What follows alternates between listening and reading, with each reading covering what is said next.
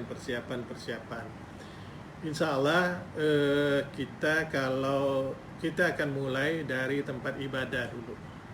Tempat ibadah Jumat depan, bukan Jumat besok ya, Jumat depan saya perkirakan kita memberi keleluasaan orang untuk beribadah di rumah-rumah ibadah dengan catatan ikuti protokol COVID. Termasuk di Masjid Mujahidin akan kita siapkan 100 tempat cuci tangan ya.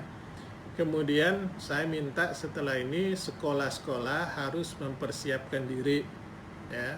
Yang paling sulit ini ke depan ini adalah sekolah. Nah, saya minta kepada kepala sekolah dari sekarang ini siapkan diri. Siapkan sekolah-sekolahnya.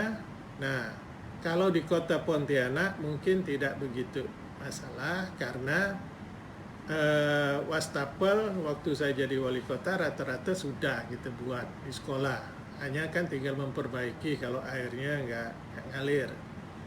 Nah, kemudian di daerah-daerah juga harus mempersiapkan itu. Ya. Nah, saya berharap ini semua menjadi perhatian kita. Nah, kapan masuk sekolahnya kita masih petunjuk dari pusat supaya jangan sampai nanti di daerah ini sudah, daerah ini belum dan sebagainya. Nah, kita masih mematangkannya.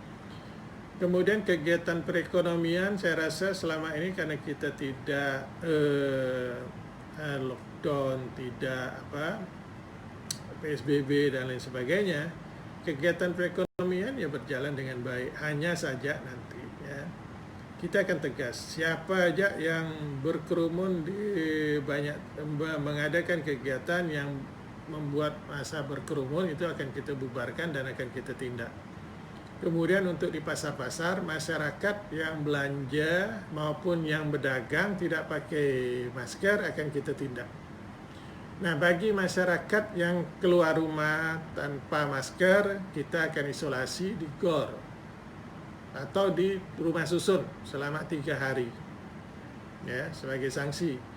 Nah, yang masih ngeyel akan kita jadikan relawan di kamar jenazah rumah sakit karena cari orangnya susah ya, cari orang untuk jadi pekerja di sana susah ya, kita carikan relawan. Nah, jadi itu yang akan kita lakukan ya, semua ini untuk kebaikan bersama. Untuk kebaikan bersama. Memang R0 Kalbar itu sekarang 0,9 artinya tidak sampai 1. Jadi kita bersyukur ya. Nah, mudah-mudahan ini bisa dipertahankan. Yang penting bagi kita adalah menjaga mereka yang punya penyakit bawaan. Kita sudah tahu pola, kita sudah bisa mendeteksi pola dari COVID ini ya. COVID ini yang bahaya adalah mereka-mereka yang rentan terhadap penyakit bawaan seperti diabetes, jantung, ya, darah tinggi dan lain sebagainya. Sehingga kadang kalau parahnya dia terkena ini bukan karena COVID ya, tapi karena penyakit bawaannya ya yang membuat imunitas dia rendah, tidak baik. Nah, ini harus kita sosialisasikan terus. Tapi saya berharap semuanya tetap menjaga jarak, tetap menggunakan masker, tetap cuci tangan, ganti pakaian kalau pulang dan lain-lain. Nah, insya Allah kita sebagaimana paling lama ya pertengahan bulan ini kita sudah melaksanakan kegiatan-kegiatan seperti biasa. Tapi kita mulai rumah ibadah mulai Jumat tanggal berapa? Ini tanggal 28. Itu Jumat tanggal 31 ya. 3 hari Jumat tanggal 3 atau tanggal 4 gitu. Kita sudah mulai ya, kegiatan ibadah normal seperti biasa tapi tetap menjaga jarak. Menjaga jarak. Nah, saya minta masjid jangan gunakan tok berjalan. Atau kotak berjalan itu jangan gunakan. Kalau dapat pakai tangguhan aja. Kenapa? Karena nanti akan kotak berjalan itu rawan. Siapa tahu di antara itu ada yang reaktif, lalu megang kotak, yang lain nanti megang lagi, akhirnya banyak yang terjangkit.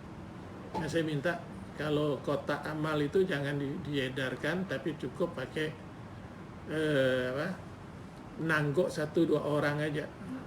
Nah, nanti dalam waktu 1 bulan yang tukang tangguk tuh tak usah ganti-ganti, biar aja itu supaya kita mau lihat. Nanti kemudian kita rapid test dia. Nah kalau dia misalnya tetap non reaktif, artinya kawasan masjid itu steril, ya. Nah itu akan kita upayakan. Nah nanti maskernya juga harus disiapkan oleh pengurus masjid, cuci tangan disiapkan, masker disiapkan, ya. Nah ke depan itu kita harus lebih disiplin, ya. Disiplin, insya Allah. Kalau tenaga medis, APD kita cukup 20 hari, jadi 1 hari bisa 1.000. Nah, kemudian tadi saya menerima bantuan dari perusahaan pertambangan DSM sebanyak 20 ventilator. Nah, ventilator ini akan kita gunakan kalau kondisi COVID darurat, ya. Tapi kalau tidak, maka kita akan gunakan di rumah sakit gedung yang baru nanti yang sedang akan dikerjakan kembali. Mudah-mudahan bantuan-bantuan dari pengusaha dan sebagainya ini bisa membuat kesiapan kita lebih baik di bidang